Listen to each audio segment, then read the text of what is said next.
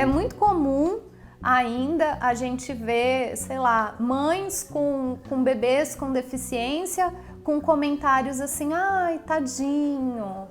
Ah, mas tadinho por quê? Né? Ai, poxa, que pena, né? Um olhar para a deficiência com um grande pesar. E o nome disso é capacitismo. Já aconteceu com amigas minhas gestantes, do próprio profissional médico, perguntar se ela queria abortar, porque, mas quem que vai cuidar do teu filho, né? Antigamente essas falas eram comuns. Hoje isso já, graças a Deus, é inaceitável. E o nome disso é capacitismo. O capacitismo, ele nada mais é do que o nome que a gente dá por um preconceito ou para atitudes preconceituosas direcionadas à pessoa com deficiência. Né? Assim como o racismo é um preconceito direcionado à questão racial, né? O capacitismo é o nome que a gente dá para essas atitudes voltadas para a pessoa com deficiência. Para quê? Agora vai ficar dando nome para tudo, né? Agora tudo tem um nome diferente, não é tudo preconceito? Tudo é preconceito. Mas quando a gente dá um nome para esse preconceito, a gente dá um pouco mais de luz para essa luta, né? Porque não é qualquer preconceito, é um preconceito específico para aquelas pessoas, ou seja, aquelas pessoas existem, aquelas pessoas sofrem com determinadas atitudes. E a partir do momento que a gente dá um nome para isso, a gente dá um nome para a nossa luta, a gente dá voz para a nossa luta. E que bom que isso tem um nome, né? Porque a gente consegue identificar essas ações e dizer que a gente não vai mais aceitar isso como a gente aceitava antes. Eu sou Paula Ferrari, eu sou formada em fisioterapia, me formei em 2005 e não tinha a deficiência ainda. A minha trajetória toda dentro da fisioterapia foi atuando com pacientes com deficiência, né, até 2012, onde eu tive uma infecção na medula, né, eu tive uma mielite transversa e passei a ser uma pessoa com deficiência.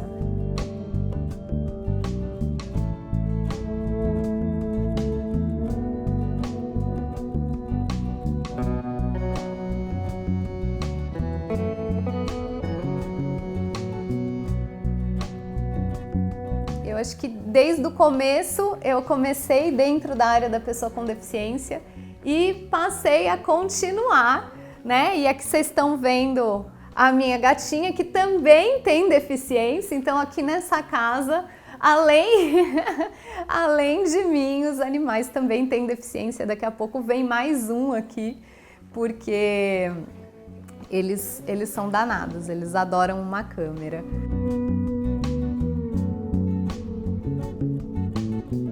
A sociedade é capacitista, né? A gente ainda tem um olhar, né, para um corpo com deficiência, para um indivíduo com deficiência, de que ele é incapaz, de que ele nunca vai ser tão bom quanto uma pessoa sem deficiência. O profissional da saúde, ele não está isento de ser capacitista, né?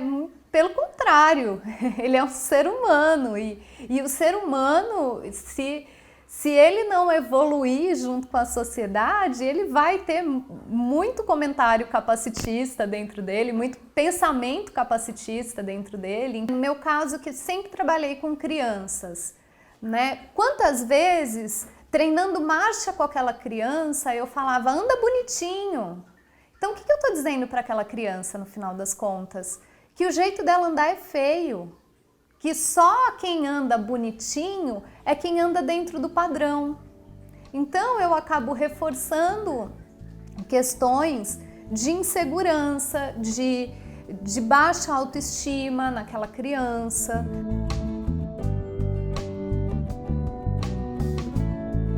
Nessas nuances, às vezes, que para quem não tem uma deficiência, parece que é inofensivo, parece que é tão simples, que a gente vê a importância da gente combater o capacitismo, né? Para a gente formar cada vez mais, né, adultos que aceitem os seus corpos, que não se enxerguem como errados, como feios, como incapazes, né, para que a gente fortaleça as nossas crianças com deficiência, também para que elas entendam que o corpo delas não é errado, que elas também conseguem. A gente, enquanto físio, enquanto TO, a gente tem obrigação de entender sobre o capacitismo e de lutar contra isso, né? Porque o que a gente mais quer enquanto profissional, né, voltado para a pessoa com deficiência, é trazer a independência, é trazer uma vida plena, é trazer uma vida com autonomia para esse indivíduo.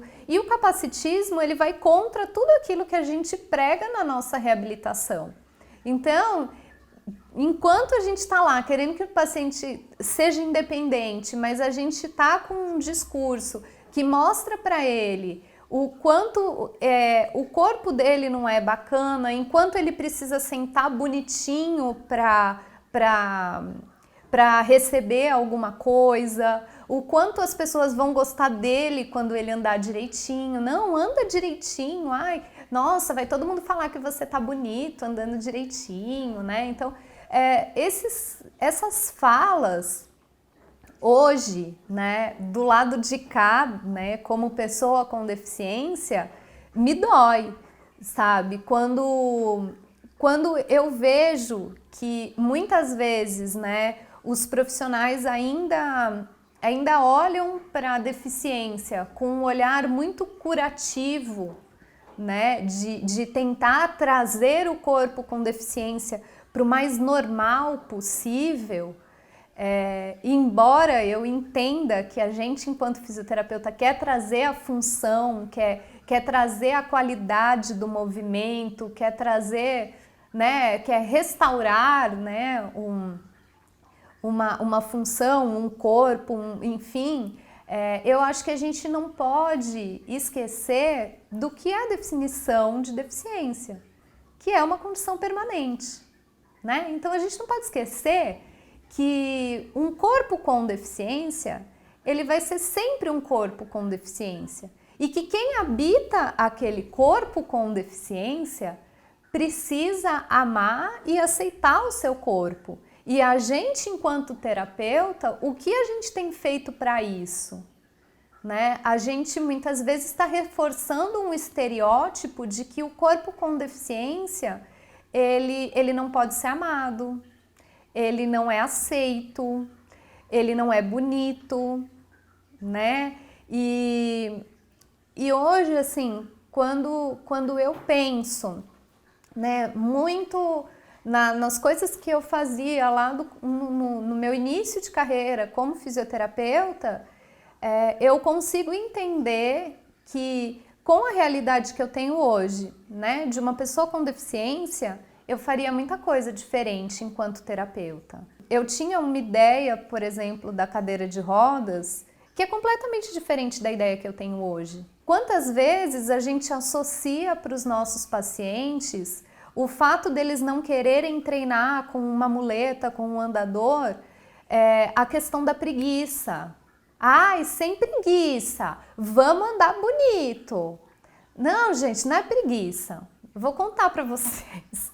Só quando a gente tem uma deficiência, que a gente tem que andar com uma muleta, que a gente vê o quanto aquilo é custoso.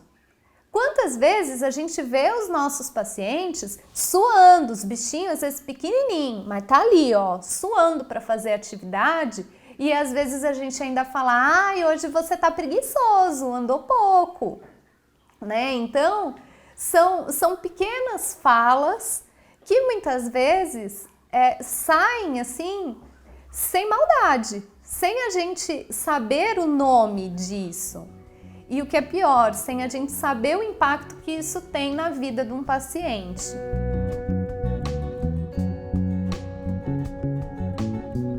Eu nunca perdi completamente a minha marcha, mas a minha marcha, ela não é funcional para eu sair numa rua, para eu fazer compra, né? É cansativo, eu termino o percurso com dor, a cadeira de rodas para mim é funcional. E a primeira coisa que meu pai falou foi: então agora você não vai mais andar. Você aceitou a cadeira de rodas e agora vai ser assim.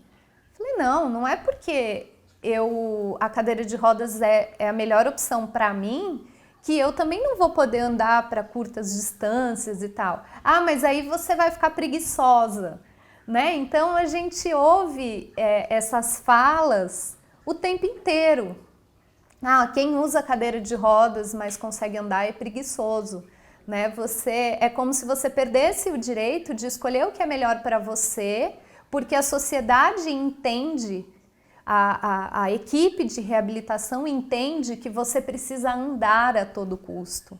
Eu acho que essa busca em tentar trazer o indivíduo com deficiência para a normalidade, né, no sentido de que os nossos corpos atendam à expectativa da sociedade do que é um corpo normal, do que é um corpo saudável, atrelar a condição da deficiência à doença, tudo isso é capacitismo.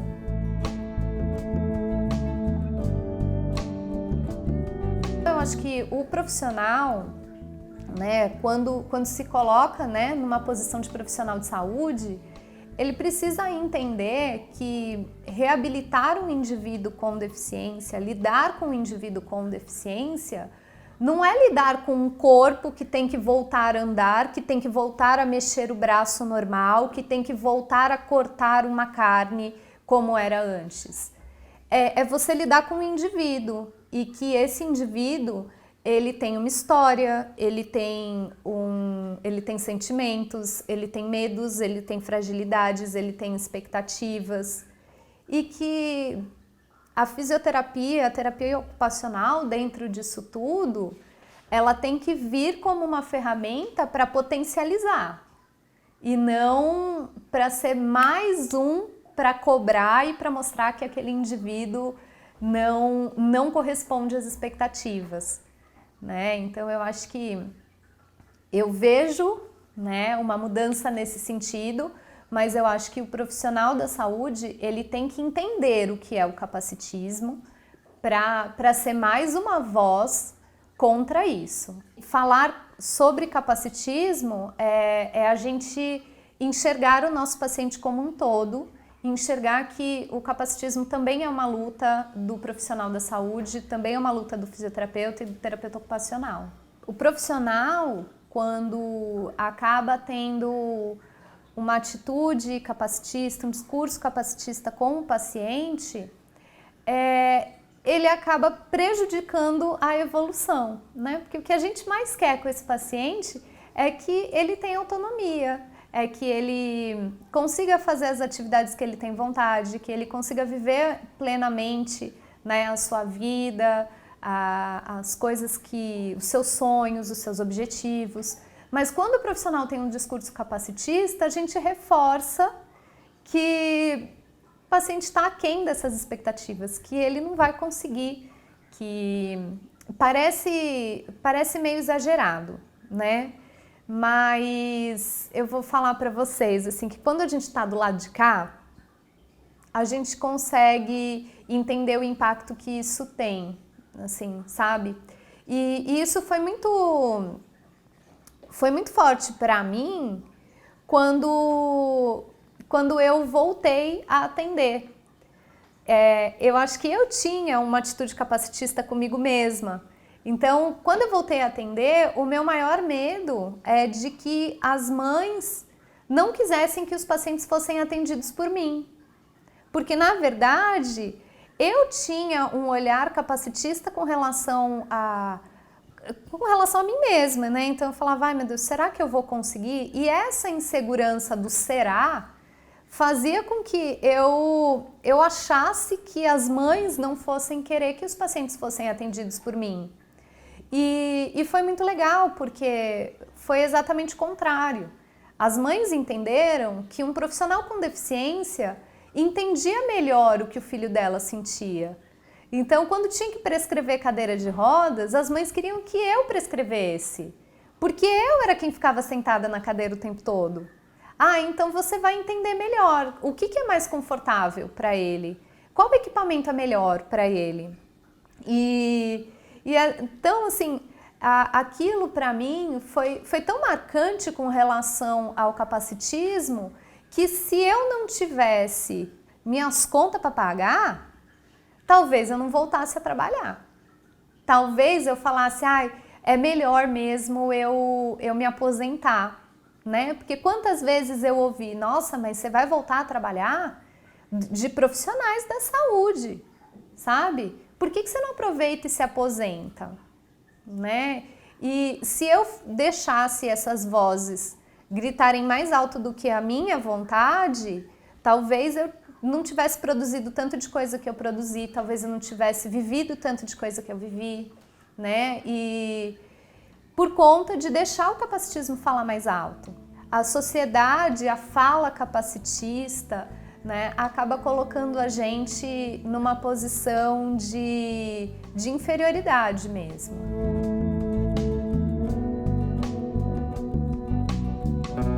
O profissional da saúde, ele tem que o tempo inteiro estar prestando atenção, né, para ver se as tuas atitudes e se a tua fala realmente é condizente com aquilo que você espera para o seu paciente. Porque às vezes você espera que ele seja independente, que ele faça muita coisa, mas o teu discurso com ele está cada vez mais inferiorizando ele e ressaltando aquilo que ele não consegue e não a potencialidade do cara.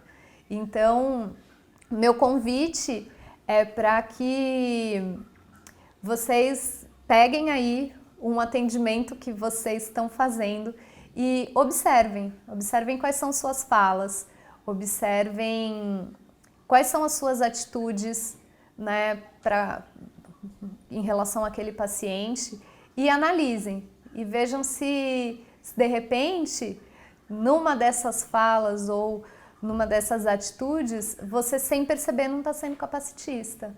Então meu convite é esse, né, para que você que está vendo esse vídeo faça esse exercício, né, e perceba se, sem querer, as suas falas também não estão sendo capacitistas, né, para que você também seja a voz daquele paciente, daquela família, né, para que a sua voz também se una à voz daquelas pessoas, né, que estão sofrendo com essas atitudes.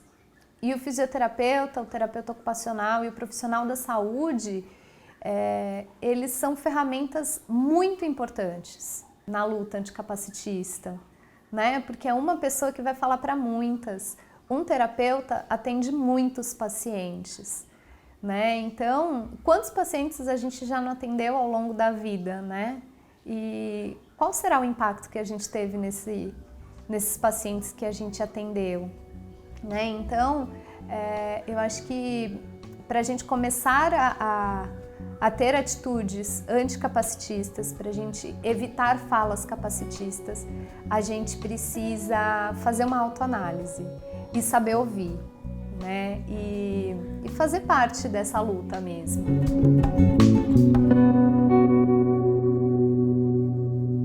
Queria contar uma história para vocês que é muito bonitinha.